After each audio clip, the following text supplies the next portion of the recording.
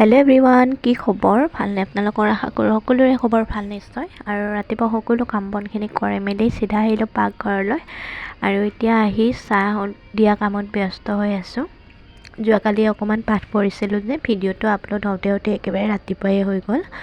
আৰু গধূলি টাইমত আমি মেডিকেলত যোৱা হৈছিলে যে তাৰ কাৰণে এডিটিং কৰিবলৈ একেবাৰে সময় নাপালোঁ। ৰাতি আহি পাওঁতেও খুব ৰাতি হৈ গ'ল, আমাৰ 11টামান বাজিলে আৰু খাই বৈ উঠালৈকে।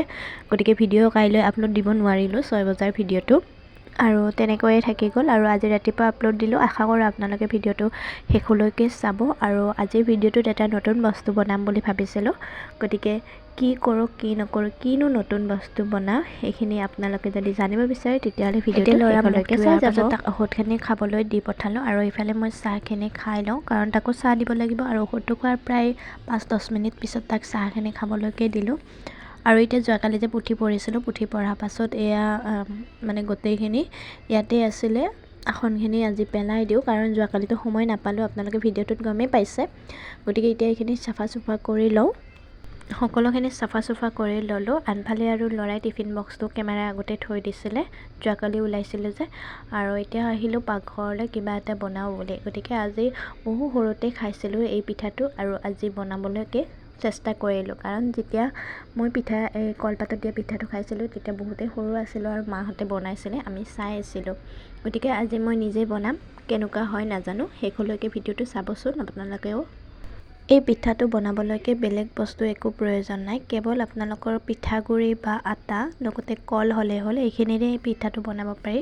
আৰু আমাৰ যিহেতুকে এতিয়া পিঠাগুড়ি খুন্দিবও নাপায়, খাবলৈও নাপায়, গতিকে মই পিঠাগুড়ি নবনাওঁ, আটাৰ সৈতে বনাই চাম। আৰু এতিয়া কলপাতখিনি ইয়াত জুইত সেক দি লৈছোঁ যাতে ফাটি নাযায় কলপাতটো। এতিয়া কলপাতটো সেকি লোৱা হৈ গ'ল। যোৱাৰ পাছত মই এয়া কল আটাখিনি ধুনীয়াকৈ মঠি লৈ আছোঁ। আৰু ইয়াতে অলপ পানী মিহলাই দিছোঁ। ইয়াতে মই এড কৰিছোঁ অকণমান খোৱা চৌদা, এচিকুটমান নিমখ, আৰু সোৱাদৰ কাৰণে মই চেনি এড কৰা নাই, যিহেতুকে ইয়াতে কল দিয়া হৈছে। আৰু আপোনালোকে যদি মিঠা বেছিকৈ খায় তেতিয়াহ'লে চেনিও এড কৰি ল'ব পাৰে। মই কিন্তু চেনি এড নকৰাকৈ বনাম। আৰু এইখিনি ধুনীয়াকৈ মিশ্ৰণটো তৈয়াৰ কৰি লওঁ। আৰু এতিয়া কলপাতখিনি যে সেকি থৈ দিছিলোঁ তাতে এনেকৈ অলপ অলপকৈ দি পেলাই দুটা ভাজ কৰি দিছোঁ। আৰু এটা ধুনীয়া এটা পিঠা আকৃতি লৈছে।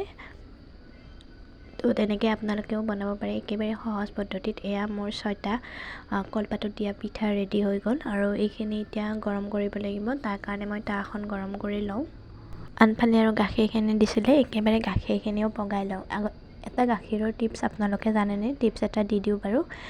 যেতিয়া আপোনালোকে গাখীৰ উতলিবলৈ দিব, তেতিয়া কেৰাহীখনত গাখীৰ বনোৱা চচপেনটোত অকণমান পানী ঢালি দি পেলাই গাখীৰখিনি ঢালি দি উতলাবচোন। তেতিয়া গাখীৰৰ যিটো ডাঠ চামনি এটা থাকে ন, যেতিয়া আমি ধুবৰ সময়ত খুব কষ্ট হয়, তো সেই চামনিটো একেবাৰে নপৰে।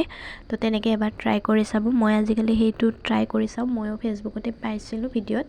তো তেতিয়াৰ পৰা মোৰ গাখীৰৰ বাচনটো মাজিবলৈ একেবাৰে অসুবিধা নহয়।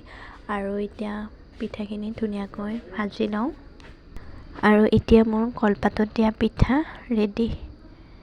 এয়া দেখিছেনে? একেবাৰে সৰু কাললৈ মনত পৰি গৈছে। মাহঁতেও এনেকৈ বনাই বনাই আমাক গৰম গৰমকৈ খাব দিছিলে, আৰু খাবলৈ যে ইমান সোৱাদ লগা আছিলে। কিন্তু আজিকালি আমি এইবিলাক ব্যৱহাৰ নকৰোঁৱেই।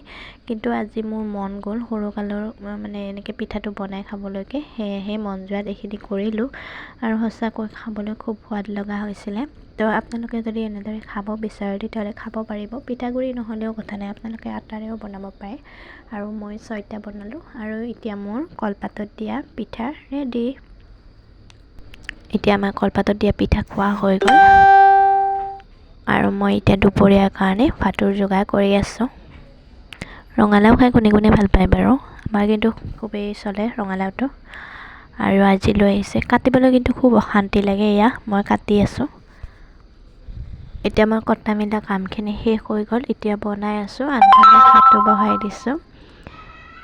তো ইয়াৰ মাজতে কিছুমানক কওঁ, কিছুমান এনেকুৱা ধৰণৰ মানুহ লগ পাওঁ যিয়ে নেকি কোনোদিন চিনি নাপায় বা বেকগ্ৰাউণ্ড নাজানে, তাৰ পাছতো বহুত বেয়া বেয়াকৈ মানুহৰ আগত কৈ ফুৰে।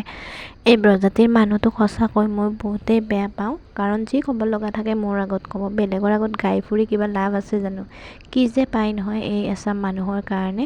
গতিকে বেছি নকওঁ, আজিলৈ ভিডিঅ'টো ইমানেই আছিলে। বাই।